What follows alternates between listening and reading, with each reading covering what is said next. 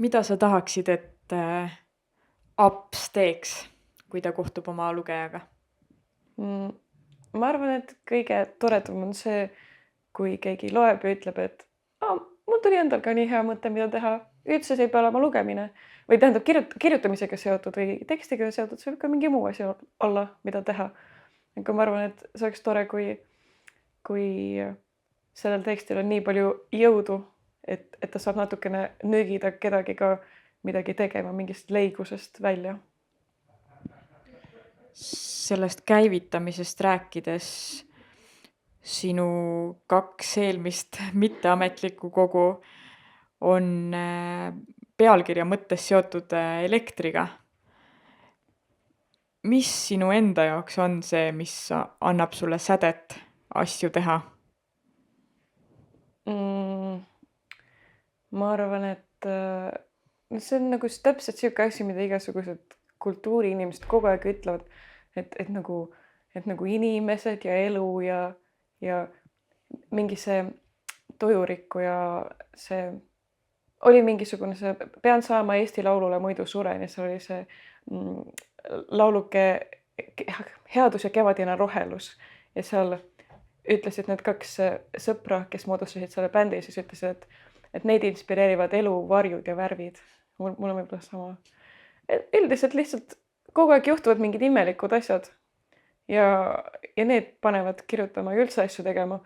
Ma arvan, et inimesed sageli lihtsalt ei pane tähele, kui palju imelikke asju kogu aeg juhtub. Aga ma üritan nagu silmad lahti hoida nende imelike asjade osas lihtsalt. Palju räägitakse sellest, et noorte tähelepanuaken on päris kitsaks jäänud, sest igasugu neid segajaid ja teavitusi ja piikse on ümberringi päris palju ja infot. Kuidas sulle tundub, kui kitsas või lai sinu tähelepanuaken on? Võib-olla see on nagu sihuke jõgi, et vahepeal läheb nagu hästi kitsaks, vahepeal läheb väga-väga laiaks. Ja sihukeseks, et on raske üle ujuda isegi. See oleneb väga paljudest aspektidest, ma arvan. Et kohati on küll siukseid hetki, kus on raske tööst üldse või mingist tegevusest välja kiskuda.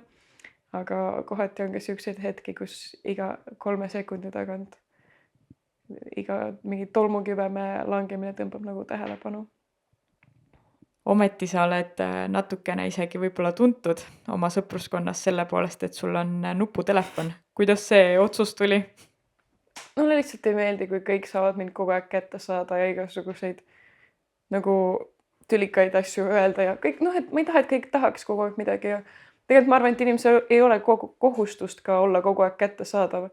Meil on kuidagi viimasel ajal tekkinud see kohusetunne, et peaks kogu aeg olema kättesaadav ja niimoodi avalikus kasutuses. Aga ma arvan, et ma ei ole raamatukogu nagu või mingi sissesõiduhoov või mingi McDonald's, nii et mul ei ole seda kohustust pakkuda kogu aeg midagi. Teatavasti sa teed ka punki, punkmuusikat, aga kui punk sinu arvates on eesti kirjandus?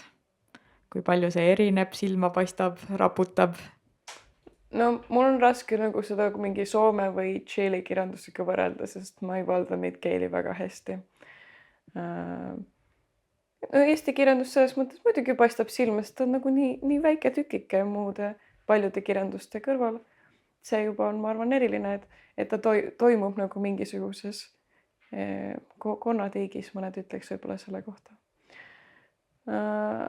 Aga selles mõttes üks hea asi on küll, ma arvan, selles väiksuses või mingisuguses väga piiratud ressurssidega mängimises on see, et ega Eesti kirjandus väga ei ole seda, et keegi tahaks teistmoodi kirjutada või et oleks nii väga mingi koolkondi või midagi. Mul on vähemalt selline tunne, et kõik lihtsalt peavad oma asja ajama, sest niikuinii väga kaugele ei jõua, ei saa mingit eduvalemit järgida. Ja siis kõik lihtsalt teevad, mis neile tundub hea ja asjalik, mis on, ma arvan, väärtuslik. Sul on selles kogus tekst Kevad 1227. Aga mis sa arvad, milline tuleb kevad 3227. Ja kui väga inimestel siis luulet veel vaja on? Ma arvan, et kevad 3027 tuleb, ma arvan, varajane. Ma arvan, et juba veebruari lõpus sinililled hakkavad vaikselt välja tulema. Ma ei tea, kes inimesi siin on muidugi. Aga ma arvan, sinililled on. Ja võib-olla ka mingid teised kevade kuulutajad. Võib-olla näiteks lume sulamine veel on. See on hea nähtus.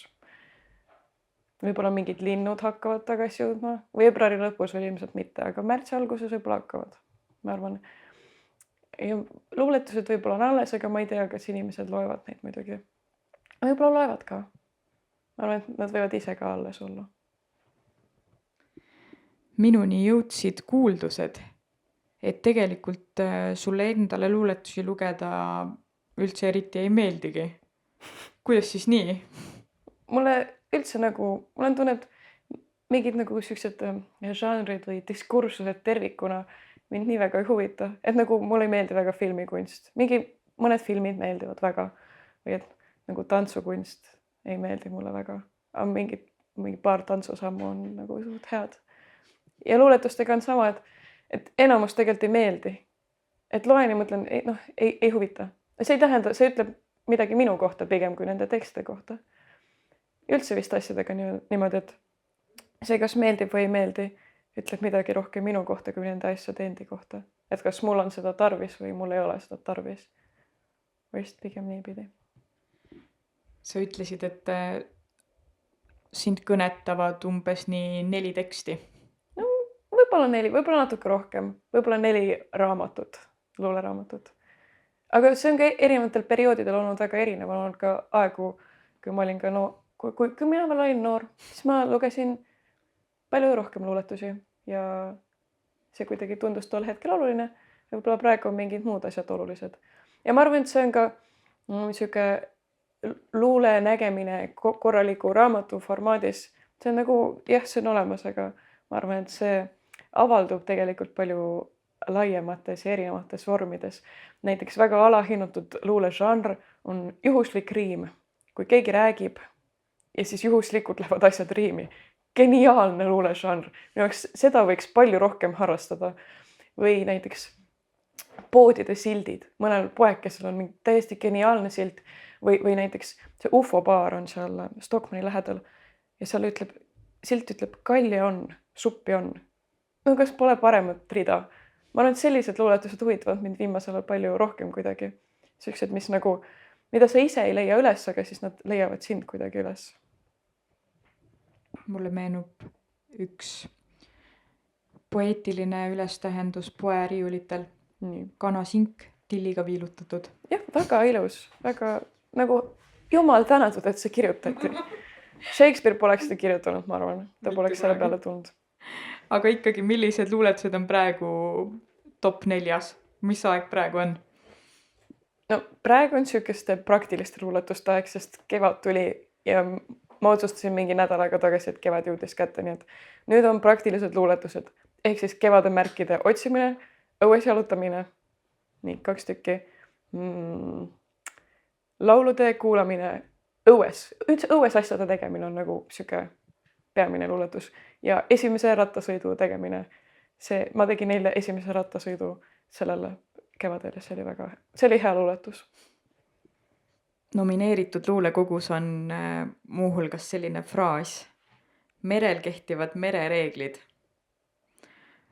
Sinult kui punkarilt peab ikkagi küsima, et mis reeglid sinule kehtivad, sinu enda sätitud reeglid, mis on need, millest sina sugugi üle ei astu? No 10 käsku kindlasti, ma arvan, ja Eesti põhiseadus ja siis kõikide mängude reeglid, sest mängida on igav, kui reeglitest ei hoia kinni. Näiteks ma vihkasin neid lapsi väiksena, kes me mängime kulli ja siis mäng käib ja siis räägid, et radikate juures oli terve aeg kodu. Ei olnud. Sa ei öelnud alguses, et radikate juures oli kodu ja see on nõme. Sellepärast ma arvan, reeglid on väga, väga hea, et reeglid on tehtud. Väga lõbus on, kui et miks ei või jalgpallis käega palli puutuda, igav oleks. Halb mäng oleks, kui võiks nii et väga hea, et reeglid on olemas. Ja kõige tähtsamad reeglid, ma arvan, on see, et esiteks kõigil peab lõbus olema ja teiseks, et kõik võivad teha, mis nad tahavad. Ja aga reeglite piires. ja kolmas reegel on, et tülli ei tohi minna. Need on kõige tähtsamad reeglid, ma arvan. Kui need on kaetud, siis on nagu okei, siis võib mängida. Järgmisel kevadel on mul juba pojad. Lipilapilised, hirmus äbarikud, ribid paistavad nende viledaks kulunud nahkadest läbi. Nahkadest, mis oleks justkui küla pealt laenatud või kaltsuhunnikust leitud. Kellegi teise läbi kantud. Pealaed on neil pehmed ja kuklad alles sametised ja muretud. Silmanurgad siledad nagu pesud riiklaua lauramas. Ükskõik kui palju nad söövad, ikka jäävad nad luidrateks ja Kristuse näolisteks. Kumavad vastu valgus natukene läbi. Öösiti tihuvad läbi une nutta ja lasevad alla, nii et maapind meie ümber muutub järgmiseks 1000 aastaks harimiskõlbmatuks. Jah, tuleval kevadel toon oma pojad mõne suure puu all ilmale. Keegi ei näe meid, ainult ümberkaudsetes külades levib roostevaba terase lõhn ja kätepesu seebi. Nii lõhnavad mu pojad. Keegi pole neile veel kärbseid pähe puru silma ajanud. Isegi mina mitte. See puhtuse lõhn levib külades, aga kust see tuleb, seda ei tea keegi. Ei tea, et meie seal puu all vedeleme. Mina olen raskest tööst väsinud ja pojad veel liiga rumalad, et midagi peale vedelemise osata. Kiiret pole meil kuhugi. Ei siis ega ka hiljem. Nädal või paar ehk läheb enne, kui jaksame tõusta ja koju minna. Oksad varjavad meid seni jaheda päikese eest. Rohi õõtsub meie kohal uinutavalt, maitseb nagu paakunud suhkur ja suunurgad.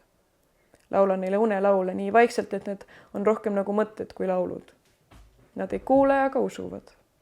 Kindlasti võõrastavad mu pojad mind alguses, aga ajapikku harjuvad mu näo mu kätega ümber nende ja neile teadaoleva maailma alatasa asjatamas.